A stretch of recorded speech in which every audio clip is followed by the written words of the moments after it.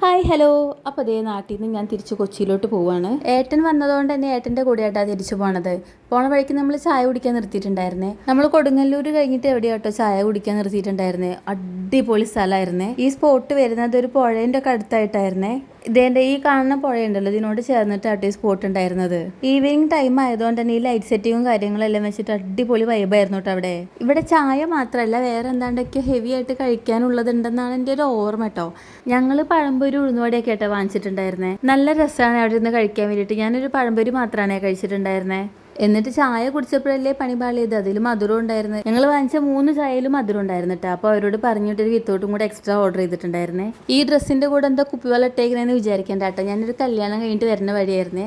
അന്നേരം ചേച്ചീൻ്റെ വീട്ടിൽ കയറിയിട്ട് ഡ്രസ്സ് മാറ്റിയിട്ടുണ്ടായിരുന്നത്. അപ്പോൾ വള ഊരാൻ കിട്ടിയിട്ടുണ്ടായില്ല. പിന്നെ അവിടെ അതേ ഫാമിലിക്കൊക്കെ ഇരിക്കാൻ പറ്റുന്ന രീതിക്കുള്ള ഇതേപോലത്തെ ഷെഡുകളൊക്കെ ഉണ്ടായിരുന്നു കേട്ടോ. അങ്ങനെ ഞങ്ങൾ ഇറങ്ങാൻ നേരമായപ്പോഴേക്കും മഴ ചാറുന്നുണ്ടായിരുന്നേ. അപ്പോൾ അത്രയുള്ള വീഡിയോ ഇഷ്ടപ്പെട്ട് സപ്പോർട്ട് ചെയ്യുക. ടാറ്റാ.